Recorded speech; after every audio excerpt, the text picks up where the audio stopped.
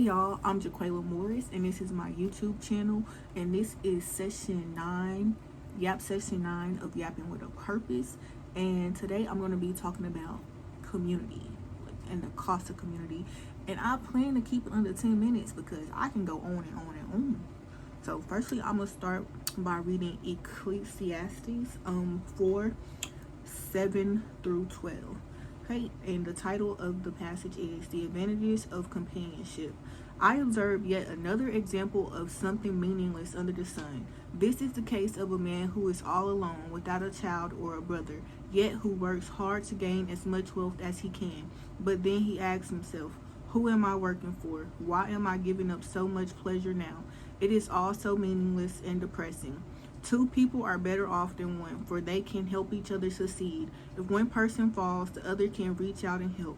But someone who falls alone is in real trouble. Likewise, two people lying close together can keep each other warm.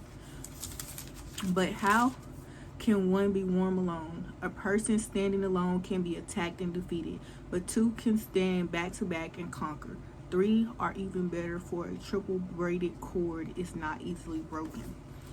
And that right there, it can be a whole, people have done whole sermons about that.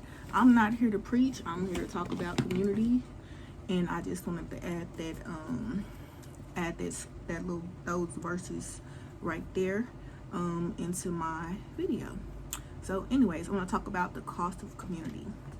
The cost of community is inconvenience. Sometimes, even if you don't feel like going to something, you got to show up. Sometimes you're going to be inconvenienced, and what that might look like is, for example, you have a friend. She tells you're having an event. She tells you, hey, I don't think I'm gonna be able to come because I can't find nobody to watch the kids. Your event is for adults and you don't plan on having kids there, but you're having it at your house. You say, okay, you can still bring your kids and they can just sit in the back room and I'll make it comfortable for them back there. You've been inconvenienced by having kids at your house, and you don't want kids at your house, but you've made it possible for your friend to show up. Now, on the other hand, the friend who has kids may not be able to make your events all the time. So sometimes she has to be inconvenienced with her kids to show up for you. So it's vice versa, give and take. And then there's also, you have to be vulnerable. Sometimes you gotta put your feelings out there. Somebody do you wrong, you gotta let them know. You gotta give them a chance to make it right. Give them a chance to apologize. You can't just go around cutting people off, holding in all your feelings that somebody hurt them. And that does take vulnerability. You got to let people inside. You got to be open and create that space so people can show up for you. Because I know very well that I am very guarded, and it takes me a minute to open up to people. And sometimes I think people are going to disappoint me before I even get them the chance. So I have to learn how to be vulnerable and open and let people show up. And forgiveness. Forgiveness is a big thing because people are going to disappoint us. They're going to upset us. And sometimes our feelings are so big, we don't know what to do with them. But we have to forgive people. And I'm not saying that everything, I want to say everything is not forgivable, but the Bible says to forgive people, you know what it says. It says to forgive people after each transgression, after every wrong. But I know it's some stuff that you're like, no, that's non-negotiable for me. They have to go. I can't accept them being a part of my life anymore. And that's fine. But there are some things that people lose relationships over for that are very much forgivable. And you just got to put your pride to the side and your ego and bringing it back to being vulnerable. Forgive them people, let them people back in, let them make up for what they did. And because sometimes you're going to disappoint them as well, and you're going to want that same forgiveness. Like, does your relationship not mean anything? Now, I can see if that's your best friend and she slept with your man or something, or she was talking to you behind your back with your ops or something like that, some stuff just cannot be acceptable, and you do need to remove those people out of your life. But some stuff, a lot of stuff can be forgiven and y'all can move on. I'm just saying. And then it takes you being selfless to be in community. Everything is not about you. Some things you gotta do for the better of somebody else, because they're gonna need to do stuff that sometimes is in your best interest. I'm not saying go around compromising yourself and just overly disregarding yourself to be in community with others, but if everybody is putting the community in the center, in the forefront, and making it a priority, then everybody will eventually be taken care of. I'm just saying, it takes some selflessness. Everything cannot be all about you all the time. Your feelings, your money, your pride. Like, what are these people doing for me? That cannot be your thought process when you're trying to be in community. And consideration. I already talked about that kind of when I was talking about being inconvenient. I want people thinking about me the way that I'm thinking about them.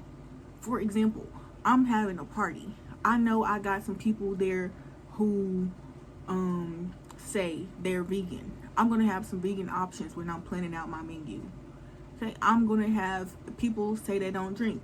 I'm gonna have drinks, and I'm gonna have drinks available for people who don't drink. I'm gonna have people who like cake. I'm gonna have people who like pie. I'm gonna have cake and I'm gonna have pie. So I'm thinking about those people who might want something different. It's not that hard to think of other people. Don't you want that same consideration in return? That's what I'm talking about. And you gotta contribute to the community. You got to. You cannot be benefiting and not contributing.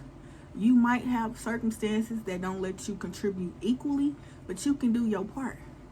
That's what it's all about. Everybody holding each other up and doing their part. You cannot be a part of the community and not expect to be contributing to the community.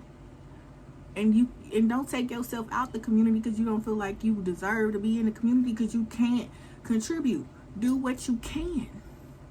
Let people lift you up. And you got to be held accountable in the community. People can come to you and address you and let you know that something you did is not sitting right with them. It's like, we don't feel like you're showing up for us. Don't get all mad and say it like, all right, fine, I'm not going to show up then.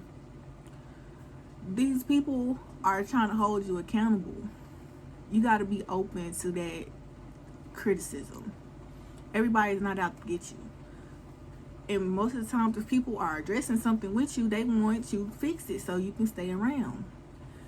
We got to stop cutting everybody off when they try to hold us accountable. Accountability is a price of community. So all these things are a part of community. And stop finding excuses to not show up. Let's focus on what we can do. Let's put ourselves out there. Let's make it happen. Let's get out there and be what we need for each other. We cannot be constantly talking about, I don't have friends. Nobody shows up for me. Stop ignoring the people that show up for you. Stop making excuses not to show up for people. People not going to keep inviting you out nowhere if you're not showing up. It's not fair to them. Invite people out to show up for you too. It's a give and take street. And sometimes you might not have it to give. But you got to communicate that. You cannot just disappear on people and expect them to be there when you come back. That takes a toll on people. People care about you. They want to see you. They want you to be around. They want you to do well. And if you taking some space and some time that you need is going to help you be better, I'm sure they would understand that. But they're not going to understand you just disappearing for weeks and they've been reaching out to you and they're not getting any response back. And you come back around like everything's normal. No, babes, where you been? No, you have not been showing up for me. Yes, I understand you've been going through something, but you disappeared from the relationship. And that's not fair to anybody. But anyways, I'm right at the 10-minute mark, and I'm gonna go over a little bit. But thank y'all for watching. Yap Session 9, Yapping with a Purpose. I'm going to do a part 2, and I'm going to talk more about community. And so y'all stay tuned, like, follow, and subscribe. Let me know your thoughts down in the comments on what you think the community should look like. And yeah, thank y'all for watching.